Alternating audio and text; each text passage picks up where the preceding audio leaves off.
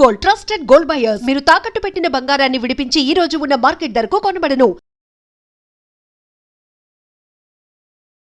నమస్కారం, welcome to I dream. ధర్మ మార్గం విత్ విజిత కార్యక్రమానికి స్వాగతం.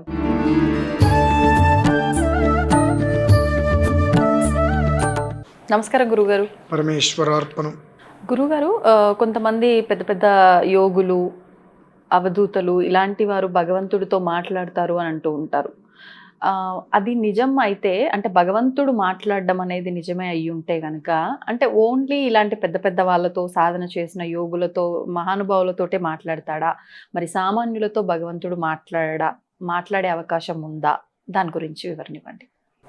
సిద్ధ పురుషులు, మహానుభావులు, సామాన్యులు, వారందరూ కూడా ఒకప్పుడు సామాన్యులే కదా. మీరు అన్నటువంటి సిద్ధ పురుషులు కావచ్చు, యోగులు కావచ్చు, అందరూ కూడా ఒకప్పుడు సామాన్యులే కదా. వాళ్ళ స్థితికి ఎలా వెళ్ళారండి? సాధనాతు సాధ్యతే సర్వం. సాధన చేస్తే జరగదు అనేటువంటిది ఎవరికీ లేదు. నేను అమ్మవారితోటి మాట్లాడాను అని చెప్తే మీరు నమ్ముతారా? నమ్మరు.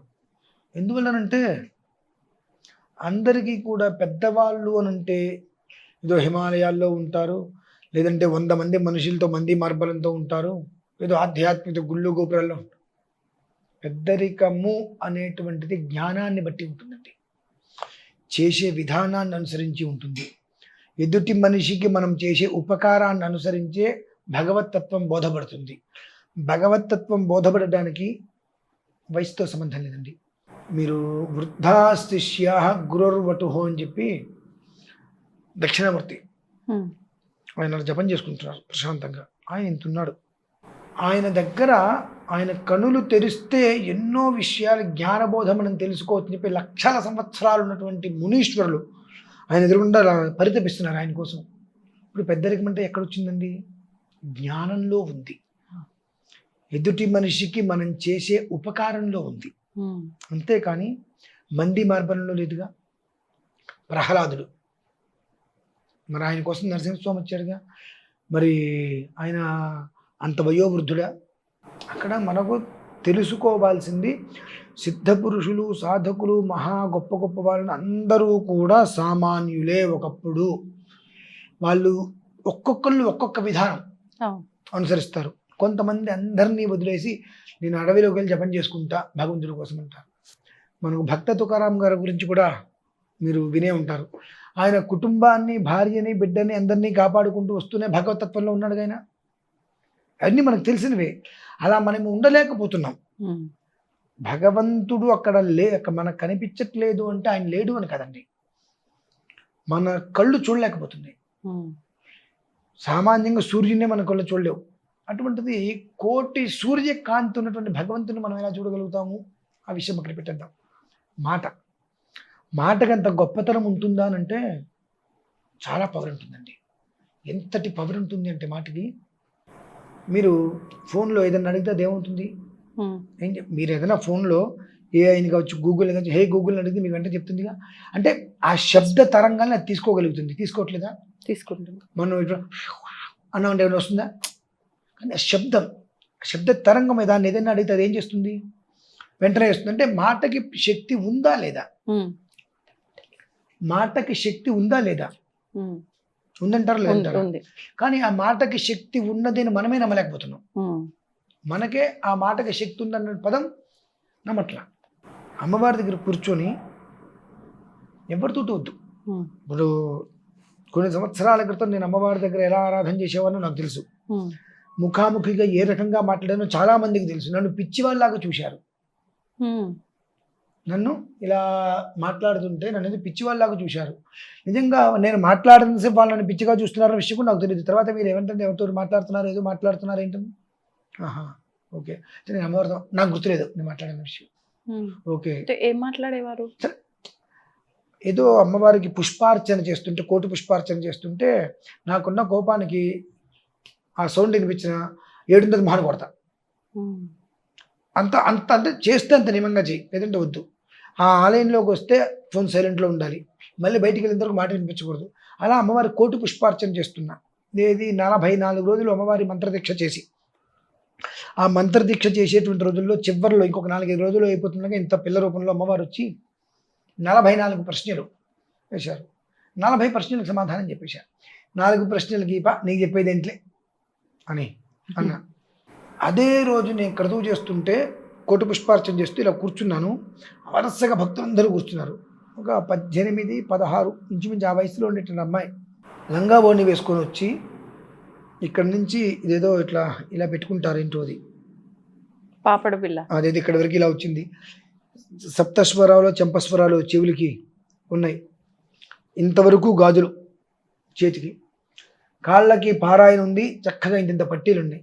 ఇక్కడికి వచ్చి ఇటు సౌండ్ చేస్తుంటే నాకు గాజులు సౌండ్ చెవి కనిపించి ఇలా వెనక్కి పైకి తిరిగి చూశారు. ఎవరు ఏంటి అన్న. 4 ప్రశ్నలకు సమాధానం బ్యాలెన్స్ ఆగిపోయింది నీ దగ్గర అంటే, అసలు నన్ను ఎప్పుడు అడిగారు, అసలు నువ్వెవరు ఇక్కడికి రావడానికి అని మాట్లాడుతుంది. అంటే అక్కడ ఎవ్వరు మాట్లాడిన అసలు ఒప్పుకునేవాను కదా నేను. మాట్లాడుతుంటే 4 రోజుల క్రితం నేను వచ్చాను, సందర్భాలు వస్తే 4 ప్రశ్నలకు సమాధానం చెప్పి పో ఇక్కడి నుంచి అన్న అరిచే. ఈ విషయం నేను మాట్లాడుతున్న విషయం తర్వాత వీళ్ళందరూ నాకు చెప్పడం జరిగింది. ఆ తర్వాత చాతుర్మాస్య దీక్షకి గణపతి సత్యానంద స్వామీజీ వారు అప్పుడు 2009 అనుకుంటా, 9-10లో జరిగింది. అది టెంకాయ కట్టు ఆశ్రమం అని చెప్పి చెన్నైలో ఉంది, నాకు తెలీదు, అక్కడ ఉంది ఆశ్రమం. సరే కొందరితో నేను కూడా వెళ్ళినప్పుడు అక్కడ ఏదో కొన్ని విషయాలలో వాడి దగ్గరికి అమ్మ వస్తే నువ్వు పో బయటికి ఇక్కడి నుంచి అని తిట్టాడు వాడు అన్నారు. నా జన్మ ధన్యమైపోయింది అనుకున్నా. 2009-10 ఇంచుమించుగా టెంకాయ కట్టాశ్రమంలో బాలస్వామి వారు చాతుర్మాస దీక్ష ఆ లైన్లో ఉంటే రమ్మని పిలుస్తున్నారు. నన్ను నేను అనుకోలే. దగ్గరికి వస్తే ఎరా అక్కడెక్కడో నువ్వు రా అని పిలుస్తుంటే రావట్లేదంటే, నన్ను అనుకోలేదు నీకెవరని అనుకున్నావరా నువ్వు ఆయన అంటే, అంతమందిలో నేను అక్కడ ఏదో దేని గురించి ఏదో విషయం వచ్చిందో మాట్లాడుతుంది చెప్పాను. అమ్మ వస్తే నువ్వు పోయి కంచి అన్నాడు వాడని చెప్పి, ఈ రోజు నుంచి వాడు ఎవరింట్లో ఏ క్రతువు చేస్తారో వాళ్ళకి ఉత్తమ కథలు వస్తాయని చెప్పి స్వామివారు ఆయన నోడుతో అన్నమాట. అది 9-10 అప్పుడు. అంతకుమించి జన్మకి ఇంకేం కావాలండి. అప్పుడు నాకు అర్థమైంది ఆ రోజు నేను అంటే వీళ్ళందరూ మీరు ఎవరితో మాట్లాడుతున్నారు తిట్టిపోసా, నేను మాట్లాడటం ఏంటి అని చెప్పి. వీళ్ళందరూ ఉన్నప్పుడు నేను మాట్లాడానా అనే ఊహ. అప్పాజీ కూడా ఆ మాట అన్న తర్వాత ఓకే నేను మాట్లాడాను అని. అంటే నిజంగా అమ్మవారు అట్లా వస్తే మనకి ఏదో ఒక రూపం గుర్తించలేమంటారా? అదే యోగం అంటారు. అలానే ఇప్పుడు మీరు ఈయన కూడా మాట్లాడచ్చండి అమ్మవారితోటి, ఏం లేదు. నేను చేసిన పని మీరు చేయండి, ఏమక్కర్లా.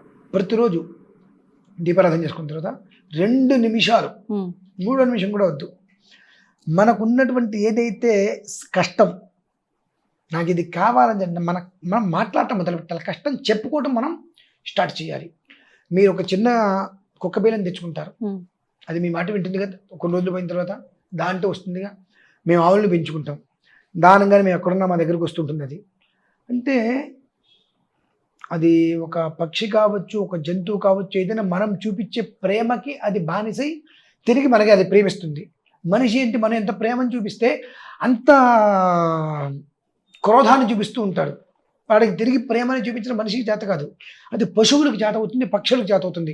మనిషి మాత్రమే ప్రేమని అందుకుంటాడు మినహాయిస్తే తిరిగి ఇవ్వడు. కానీ భగవంతుడు అట్లా కదమ్మా. ఆయన దగ్గర కూర్చొని మనము 2 నిమిషాలు ఇది నిన్న ఉదయం నుంచి నిన్న రాత్రి వరకు ఇది జరిగింది, ఇలా జరిగింది, తప్పో ఒప్పో నా కుటుంబాన్ని పోషించుకోవాలి, ఇది నేను చేశాను, దీన్ని మనం ఆయనతో చెప్పడం మొదలు పెడితే 1 రోజు 2 రోజులు 3 రోజులు 10 రోజులు 15 రోజుల తర్వాత చెప్పండి, ఆ ఫోటో మీకోసం ఎదురు చూస్తుందండి. అలా దగ్గర అవుతాడు భగవంతుడు. ఆ ఒక్కసారి దగ్గర అయిన తర్వాత పొమ్మన్న పోడండి, పొమ్మన్న పోడు. నాకు ఇవాళ వరకు ఉన్నటువంటి నమ్మకం ఏంటంటే, నా దగ్గర అమ్మవారు ఉంది. అది నేను ఇంతకుముందు కూడా ఒకసారి చెప్పినప్పుడు, చాలామంది ఇంట్లో 18 శ్రీచక్రాలు పెట్టి అమ్మవారికి అర్చన చేస్తున్నప్పుడు పాదయోహ పాద్యం హస్తేశ్వర్ఘ్యం ముఖేషు దాచమని చెప్పి ఇలా భద్రాన్ని పెడితే ఇక్కడ గుటక వేయటం చాలామంది చూశారండి. అక్కడ చాలా ఆశ్చర్యపోయారు. ఏంటంటే అమ్మవారు అని అంటే మన అమ్మే, లేదంటే మన పిల్ల, అలా మనం చూడగలిగితే. అమ్మవారిది పంచలోహాల విగ్రహం ఉంది. అమ్మవారికి అభిషేకం చేయించినప్పుడు మనం పసిపిల్లలకి మన కడుపును పుట్టిన పిల్లలకి ఎలా స్నానం చేయిస్తాము అలా చేయిస్తాను నేను జాగ్రత్తగా. స్నానం చేయించి శుభ్రంగా గుడ్డ పెట్టి తుడిచి ఆవిడతోటి మాట్లాడుతూ ఆవిడ చక్కగా అలంకారం చేస్తా. బొట్టు పెట్టడం కానీ మొత్తం అన్నిట్లకి అన్ని హస్తాలకి బొట్టు పెట్టడం, ఆవిడతో మాట్లాడుతూ ఆవిడతో చిన్న చిన్న పాటలు పాడుకుంటూ చిన్న చిన్న లంగాలు తీసుకొచ్చి ఇంత అమ్మవారి విగ్రహం ఎంత ఉంటుంది ఇంత లంగాలు తీసుకొచ్చి ఆవిడికి అది చుడుతూ ఒక్కోసారి మా ఇద్దరికి తగదా విసుకొచ్చేది. ఇవాళ నీకు నేను చనిపోనేవాడిని, ఓ 10 నిమిషాలు అవతలకి వెళ్ళిపోయాను, మళ్ళీ నేనే వచ్చి మొత్తం అంతకు మించి ఇంకా అంగరంగ వైభవంగా ఆవిడతోటి ఇంకా పూలు తీసుకొచ్చి అలంకారం చేసేవాడిని. అంటే ఆ బాండింగ్ అంటారు. మనం ఉండే విధానాన్ని అనుసరించి అమ్మవారు మన దగ్గరికి వచ్చి వచ్చేస్తుంది. స్వామివారు కూడా మనతో అలా కలిసిపోయి మమేకమైపోతారమ్మా. నాకేంటంటే నా చుట్టూతో ఎప్పుడు భగవంతుడు ఉంటాడు. లేదంటే ఇప్పుడు నేను ఒక్కరిని కారు డ్రైవింగ్ చేసుకుంటూ కాశీ కన్యాకుమారి తిరిగేస్తానమ్మా. ఇన్నిసార్లు నేను తిరుపతి అరుణాచలం వెళ్ళాను తెలీదు. 4 సార్లు ఏమో కాశీ వెళ్ళొచ్చా. నేను ఒక్కరిని సింగిల్ డ్రైవర్, ఇంకో డ్రైవర్ కూడా ఉండదు, నేను నా భార్య వెళ్ళిపోతాం. ఇన్ని డ్రైవింగ్లు చేసుకొచ్చినా నేను సేఫ్గా ఎక్కడికి వెళ్ళి ఇంటికి వస్తున్నాగా. అంటే నా దగ్గర ఆయన ఉన్నాడు. సో నేను అయినంత వరకు ధర్మయుక్తంగానే ఉంటున్నాను కనుక నా దగ్గర ఆయన ఉన్నాడు. కాబట్టి నేను దేనికి భయపడాలి? ముందు అది రావాలి లోపల. ఇప్పుడు దీన్ని ఏమంటారు? పిడికిలి, చెయ్యి చెయ్యి కదులుతుంది అంటే లోపల ఏముంది? జీవం, ఆత్మ. అంటే జీవం అంటే ఆత్మ, అదేగా పరమాత్మ. ఇవాళ శరీరం అంటున్నాం, రకరకాలుగా అంటున్నాం. ఈ ఆత్మ అనేటువంటిది ఒక క్షణం బయటికి వెళ్తే దీని పరిస్థితి ఏమవుతుంది? నిర్జీవం. అందుకనే మనం ఏ పని చేయాలన్నా లోపల ఉన్నటువంటి పరమాత్మని అసంతృప్తి చేయకుండా, మన ఇంట్లో ఉన్నటువంటి భగవంతుడికి ఇబ్బంది కాకుండా ఏ పని చేసుకోవచ్చు. అది భగవంతుడితో నువ్వు ఎలా ఉన్నావో అనవసరం. భగవంతుడి దగ్గర ఉన్నప్పుడు, భగవంతుడితో ఉన్నప్పుడు నువ్వు నేనంతే. ఇంకొక మనిషితో నాకు సంబంధం లేదు. పొద్దున్నే లేచానా, స్నానం చేశానా, ఉచ్చని దీపారాధన చేశా, ఇగో నీకు చెప్పుకుంటే నా భారం దిగుతుంది, ఇంకెవరికి చెప్పుకున్నా మోసేస్తారు. కాబట్టి నేను ఈ పని చేశా, నేను సిగరెట్ తాగా, నేను మందు తాగా, నువ్వు చేసిన తప్పు ఆయన దగ్గర చెప్పాయి, ఆయన వెంటనే క్షమిస్తాడమ్మా. దాస్తే వృద్ధి చెందుతుంది. ఇలా చేశా నీ దగ్గర చెప్పుకుంటే నా మనస్సు కుదుట పడుతుంది, తేలిక పడుతుంది. కాబట్టి నీకు చెప్పుకున్నా. ఎందువల్ల నాకంటూ ఒక కుటుంబం, నేను దాన్ని కాపాడుకోవాలి, నేను ప్రశాంతంగా ఉండాలి, నేను సంతోషంగా ప్రశాంతంగా ఉంటే నా కుటుంబాన్ని ఇవి ఏవైతే ఉన్నాయో సాటి మనిషికి అయితే ఎప్పుడు చెప్పుకోవద్దు. జీవితాన్ని గుర్తుపెట్టుకోండి. నీ కష్టం నువ్వు ఎదుటి మనిషికి చెప్పుకున్న వాడు మోసేస్తాడు 10 మందికి. కష్టం అనేటువంటిది భగవంతుడికి చెప్పు, సుఖం భగవంతుని అడగద్దు. సుఖం భగవంతుని అడగద్దు. నీకు ఎందుకున్నాడు ఆయన? తోడుగా నీ కష్టాన్ని వినటానికే ఉన్నాడు ఆయన. నువ్వు కష్టం చెప్పుకోవటం మొదలుపెట్టమ్మా, ఇతన్ని మాట్లాడతాడు. 30 రోజులు, 15 రోజులు, మహా అయితే 27 రోజులు మీ నక్షత్రం ఏదైతే ఉంటుందో ఆ నక్షత్రం మొదలుపెట్టి మళ్ళీ నక్షత్రం వరకు రోజు 2 నిమిషాలు చెప్పడం మొదలుపెట్టండి. ఆ టయానికి వచ్చేటప్పటికి అయస్కాంతం ఇనుముని లాగేసినట్టుగా లాగేస్తుంది ఖచ్చితంగా. చెప్పకుండా మనకు ఇంకొక పని తోచదు. 2 నిమిషాలు మాట్లాడాల్సింది ఆయనతోటి. ఆయన మనతోటి మాట్లాడటం మన స్ఫురణ వస్తుందమ్మా. ఆయన మనకి ఏదైతే చెప్తాడో అది జరగడం మనకు అలాగ చూస్తాం. అంతకు మించినటువంటి యోగ పురుషులు ఎవరు ఉంటారమ్మా? ఎవరో యోగ పురుషులు అంటే మనం దిక్కుమాలిన పురుషులమా? ఎవరో సిద్ధ పురుషుడు, మనం సిద్ధిలేని పురుషులమా? సిద్ధలేని మనుషులమా? దిక్కులేని మనుషులమా? కాదు కదండి. ప్రతి మనిషి సామాన్యుడే. ఒక్కొక్కరు ఒక్కొక్క విధానాన్ని. నేను ఆచరించింది ఏంటి? భగవద్గీత ఆరాధన చేసుకుంటూ నా చుట్టూతో ఉన్న వాళ్ళు ఎప్పుడు నవ్వుతూ ఉండాలి. వాళ్ళకి నా వరకు ఏదైనా ఉందంటే నేను కడుపుని అన్నం పెట్టడమా అటువంటిది ఏదైనా వాళ్ళని నవ్వుతూ నేను ఉంచగలిగితే నా తత్వం అది నేను ఒక తత్వం పెట్టుకున్నా. కొంతమంది ఇవన్నీ పెట్టుకోరు, అదొక ధోరణిలో పెడతారు. నువ్వు వెళ్ళే ధోరణిలో ఎవరంటే వచ్చినా నువ్వు మారద్దంటారు ఆయన.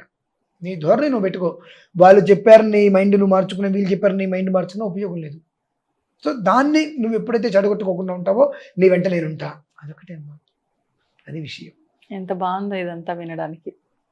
తప్ప మాట ఆచరించండి, అనుభవంలోకి వస్తుంది. వినటానికి బాగుండటం కాదండి. ఒక్క 27 రోజులు 2 నిమిషాలు టైం పెట్టుకోండి, ఆచరించండి. ఆ అనుభూతి ఇదే ప్లేస్లో మీరు కూర్చొని సింగిల్ గాలో జనాలకు చెప్పగలుగుతారు. నేను స్వయంగా ఆ అనుభూతి చెందాను, నమ్మకపోతే మీరు కూడా చెందని చెప్పి దాన్ని ఒక ఛాలెంజ్గా మీరు చెప్పగలుగుతారమ్మా. నేను అనుభవించే కాబట్టి నేను ఎప్పుడు ఎందుకు బయట అందరికీ తెలుసు కోపంగా ఉన్నప్పటికీ ఎందుకు చాలా రిలాక్స్గా ఉండంటే ఇది నాది, ఓకే పోయింది, అది నాదే, ఎక్కడికి పోదు, అది ఇక్కడ ఉండాలి. ఒకటి పోయిందని చెప్పి బాధ అవద్దు, ఒకటి వచ్చిందని చెప్పి సంతోషం అవద్దు. అది ఉండగలవా? అంటే నిన్ను నువ్వు కంట్రోల్లో చేసుకోగలిగితే మొత్తం ఎవ్రీథింగ్ మన కంట్రోల్లో వస్తాయి. అది ఈ మధ్యకాలంలో ఎక్కువగా ఇంకా నేను నేర్చుకున్నదాన్ని. అవును, ధన్యవాదాలు. పరమేశ్వర దీన్ని తవ్వండి, తవ్వుతూనే శివలింగం. పరమాత్మకు జీవా సరే దాన్ని అట్లా కప్పేసేయండి, చూపించదండి. Krishna is there. మూర్తి పూజ కాదు, సాక్షాత్ బ్రజేంద్ర నందన భగవాన్.